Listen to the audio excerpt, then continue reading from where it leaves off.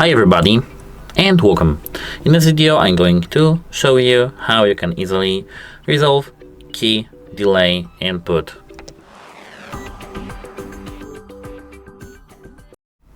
So now we are in the application, and to enter this application at first you have to plug your keyboard into a cable if you have some pairing issues.